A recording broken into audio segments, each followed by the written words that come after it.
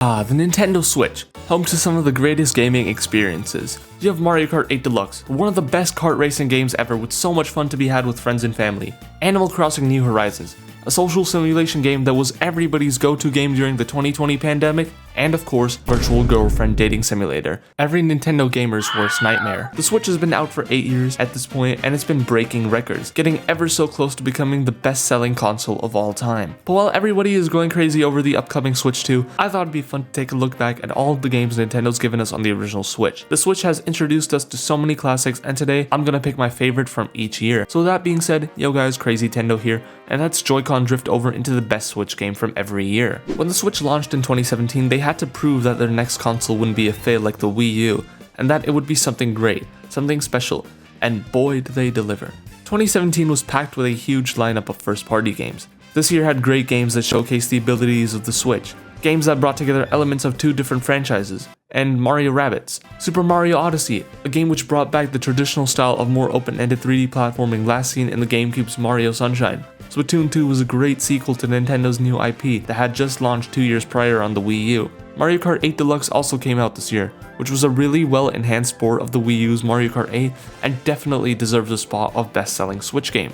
But while the launch year lineup was insane, there's absolutely no doubt in saying that the best Switch game of 2017 was the very first game we got, The Legend of Zelda Breath of the Wild. Breath of the Wild was the first game in the Zelda series to be a truly open-world experience and completely revolutionized the entire franchise. This game is simply perfect. You have a massive open world to explore, a story of the kingdom's past that you try to rediscover, and this game just gives an overall sense of wonder and curiosity. The ambience in this world is so beautifully crafted and helps to immerse the player in the gameplay even more, and there's near infinite possibilities of things to do in this game. Whether you're fighting massive overworld bosses, solving intricate shrine puzzles, or discovering the history of the Fallen Kingdom, there's always something new to experience. Even the smaller details like cooking, shield surfing, or collecting 900 of these for a golden poop, they all add to the game's charm. Breath of the Wild is truly a game that almost anyone can play and appreciate, and definitely deserves the title of Best Switch Game of 2017. 2018 was an interesting year for the Switch, because this year had quite a few fun games, but there weren't any super big awesome games. Oh, except for Nintendo Labo. That has to be Nintendo's Game of the Year for 2018, because Cardboard is awesome. The only thing that could top that would have to be some sort of ultimate game. Wouldn't you believe it? 2018 was following up one of the best years in Nintendo history, and for the most part 2018 was a pretty solid year. We got the best looking Pokemon game, the Let's Go games, which were a mix between bringing back nostalgia from the Kanto games and putting a new spin on it. We also got Mario Tennis Aces, which was an alright game, definitely the best sports game on the Switch, and better than the Wii U's Mario Tennis Ultra Trash. We also got 2 more Wii U ports, those being Donkey Kong Country Tropical Freeze and Captain Toad Treasure Tracker, and Super Mario Party was super mediocre. But man, this year did have an ultimate ending, with the release of Super Smash Bros. Ultimate. This game had such an unbelievable roster that you wouldn't think it was even real. Every single past fighter returned, newcomers like King K. Rool, Ridley and Isabelle, and more characters from all corners of the gaming fandom were present in the game's astounding 74 character roster. And if you purchased all the DLC fighters, which would release in the upcoming years, that's an incredible 89 characters. The Everyone Is Here trailer became such an iconic moment, and the game truly lived up to that. People lost their minds over all the new fighters that would get announced, except Byleth because Fire Emblem sucks. Super Smash Bros. Ultimate is one of the most fun games ever, and one of the best Switch games. So even though 2018 felt slower compared to 2017, this game definitely makes up for it. 2019 seems to be a sort of divisive year, as some people didn't like it but others did. Personally, I thought 2019 was great and had some really fun games. Luigi's Mansion 3 released and made the Green Plumber spin-off series more mainstream. We got our second Zelda game on the system, being a remake of the Game Boy's Link's Awakening, which really is an amazing upgrade over the original. This year also saw the release of Super Mario Maker 2, which added a lot of new things like the 3D world game style, new blocks and items like the Master Sword, and new features like the world map creator.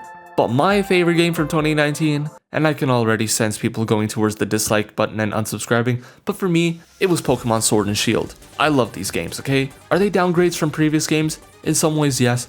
But this was my first proper Pokemon game, so I have a lot of nostalgia for it. I got the game release day, and honestly, I didn't really play it till the lockdown, where some of my friends also got the game then, and we started playing together, and it was a lot of fun. The game doesn't look the best, but the gameplay is really fun and I had a blast. Dynamaxing is cool, and I even use that curry cooking mode a lot because why not? While I can understand why people didn't like this game, I loved it, and it is a game that I hold close to my heart, which is why it is my favorite Switch game of 2019. Unfortunately, there was a lot happening in the real world during 2020, but this was a crazy year for Nintendo. This was the year Animal Crossing New Horizons released, which not only made the series more mainstream, but helped to make 2020 the best year for Switch sales, which is honestly insane when you consider the real world events that were happening. This year was also the year that I really started getting into Nintendo, so I want to give a huge shout out to SwitchTop here.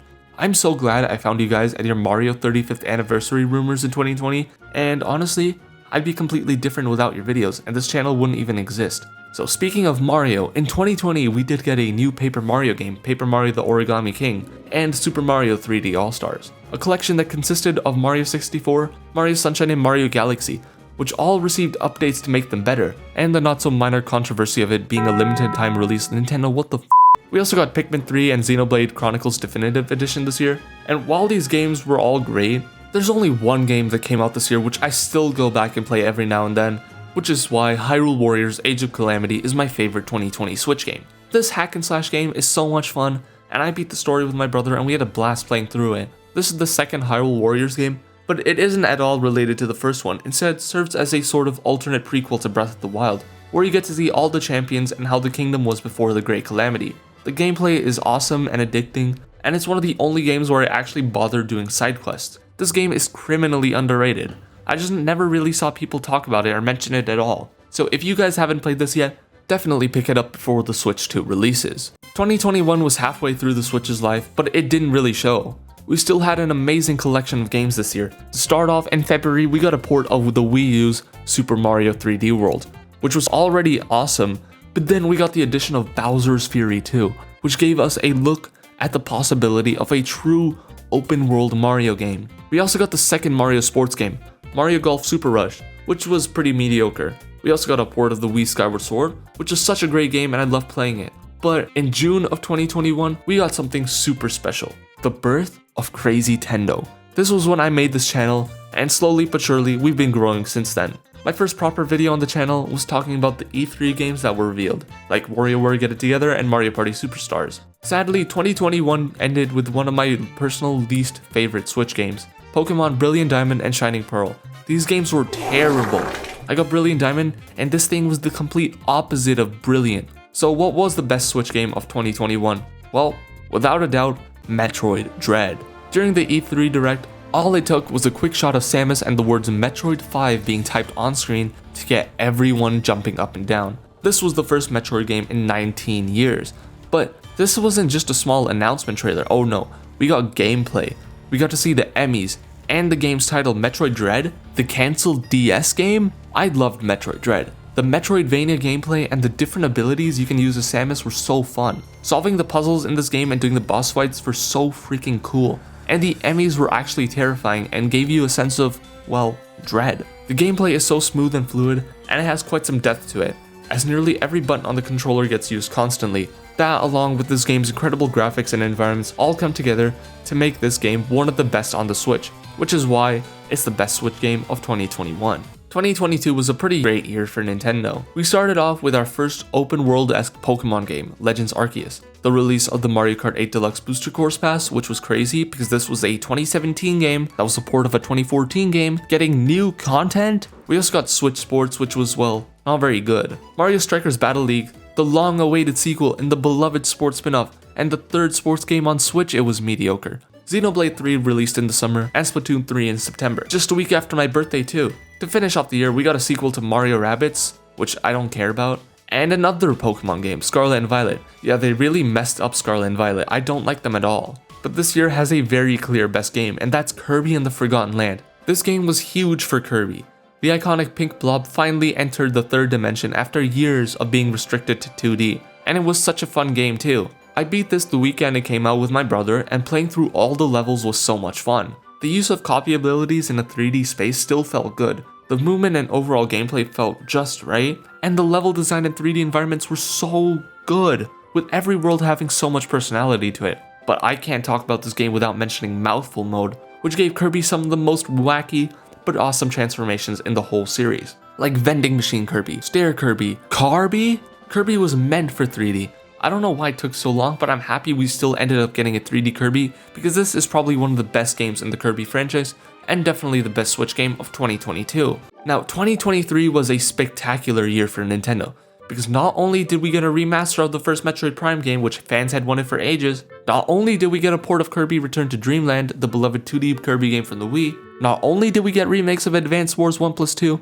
not only did we get Pikmin 1+2 and Pikmin 4, giving us the whole Pikmin series on Switch, not only did we get the first 2D Mario game since 2012's New Super Mario Bros. U, that being Super Mario Bros. Wonder, not only did we get a remake of Super Mario RPG from the SNES, which no one expected Nintendo to do, but we also got anime sexy girl puzzle hentai game history adventure. Okay, but seriously, it's very obvious what this year's best game is, and it's The Legend of Zelda Tears of the Kingdom. The phenomenal sequel to the already incredible Breath of the Wild somehow managed to make 2017's official Game of the Year look like a tech demo. Tears of the Kingdom took what Breath of the Wild gave us, a massive open world with infinite possibilities, and gave us even more possibilities? The world size increased as well with the Sky Islands, and the depths were in the game too. Those were as big as the main overworld, so basically the entire map doubled in size. Like, that is insane. The new Ultra Hand mechanic also allowed players to create whatever they wanted and do whatever they wanted, more than Breath of the Wild could have ever dreamed of doing. You can cheese shrines even easier now by building whatever works using the materials in the shrine.